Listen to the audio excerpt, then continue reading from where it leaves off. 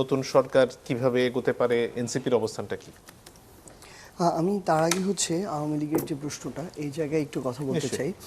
জায়গাটা কি এই নির্বাচনকে কেন্দ্র করে আমরা এটা বেশিরভাগ ক্ষেত্রে দেখেছি যে মাঠ পর্যায়ে আসলে বিএনপি অনেক পরে গিয়েছে এবং নির্বাচনের 1-2 মাস আগে গিয়ে তারা যখন দেখলো যে মাঠের অধিকাংশ সাধারণ মানুষ, শ্রমজীবী মানুষ, পেশাজীবী মানুষ, যারা নিম্ন আয়ের মানুষ, তারা অলরেডি এই যে জামাত বা 11 দলীয় যে জোট, এটার সাথে তাদের একটা কমিটমেন্ট বা বোঝাপড়া তৈরি হয়ে গিয়েছে। এই জায়গায় তাদের সাথে ভালো সম্পর্কের জায়গায় তৈরি হয়ে গিয়েছে। তখন অধিকাংশ ক্ষেত্রে, সকল ক্ষেত্রে না হলেও, বিএনপির যারা ক্যান্ডিডেট ছিল, নমিনি ছিল, আমরা তাদেরকে দেখেছি প্রত্যেকটা আসনে, ওই আসনের উপজেলা, ইউনিয়ন এবং ওয়ার্ড পর্যায় পর্যন্ত আওয়ামী লীগের যারা সভাপতি, সেক্রেটারি ছিল, তাদের সবার সাথে তাদের একটা ইন্টারনাল নেগোসিয়েশন ছিল, আন্ডারস্ট্যান্ডিং ছিল।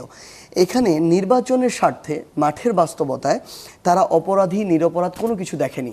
কার ফৌজদারি অপরাধ আছে, কে বিগত 16 বছরে তাদের নেতাকর্মীদের উপরে নির্যাতন করেছে, কে জুলাইয়ে সরাসরি তাদের বিপক্ষে ছিল, কোনো কিছু না দেখে জিততে হবে ভোটের জন্য সবার সাথে তাদের একটা আন্ডারস্ট্যান্ডিং গড়ে তুলেছিল। যার ফলশ্রুতিতে আমি আমার আসনেই পঞ্চগড়েই দেখেছি যে নির্বাচন হওয়ার পরের দিনই সেখানে উপজেলা বিএনপির সভাপতি সেখানে আওয়ামী লীগের অফিস নিজে দাঁড়িয়ে থেকে উদ্বোধন করছেন।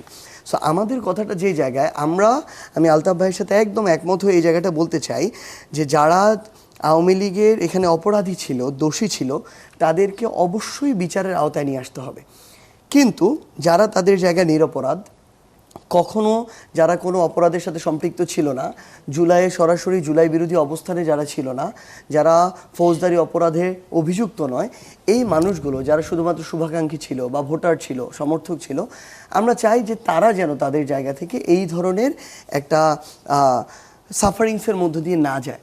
কিন্তু যেই জিনিসটা বিএনপি হঠাৎ করে নতুন করে শুরু করলো, শুধু পঞ্চগড় নয়, দিনাজপুরে দেখেছি, ঠাকুরগাঁও দেখেছি, অনেকগুলো জেলায় দেখলাম যে তারা যখন এই কাজটা করছে, যে সবাইকে তারা ওই এক কাতারে নির্বাচন কেন্দ্রিক কমিটমেন্টের কারণে তারা মাঠে উন্মুক্ত হওয়ার জন্য এবং তাদের পূর্বের রাজনীতিতে ফেরার জন্য, অফিস খোলার জন্য সহযোগিতা করছে, যারা এই জুলাই রাজনীতিতে অংশগ্রহণ করেছিল। ইভেন বিএনপির ছাত্রদলের, যুবদলের অনেক নির্যাতিত নেতাকর্মী এটা মেনে নিতে পারছে না।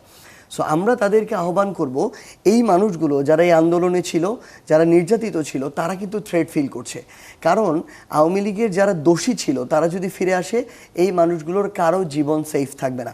সেক্ষেত্রে বিএনপিকে এই জায়গায় তাদের ওই সিদ্ধান্তটা নিতে হবে যে নির্বাচনের প্রয়োজনে তারা যে কাজগুলো করেছে, এটা তারা আগামীতে কোনো বাজ বিচার ছাড়াই তারা এই কাজগুলো কন্টিনিউ করবে কিনা। যদি করে তাহলে বিএনপিকে একটা জনরোষের মুখে পড়তে হবে।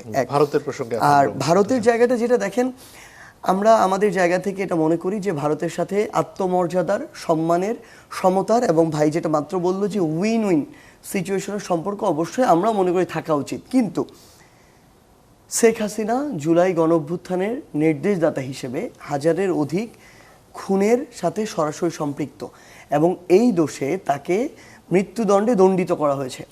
একজন দণ্ডিত এই ধরনের আসামিকে ভারত যদি তাদের দেশে এভাবে সরাসরি আশ্রয় দিয়ে প্রোটেক্ট করে যদি মনে করে বাংলাদেশের মানুষের সাথে, দেখেন একটা সরকার চাইলো আর একটা দেশের সাথে সম্পর্ক ভালো হয়ে গেল, এটা এভাবে হয় না।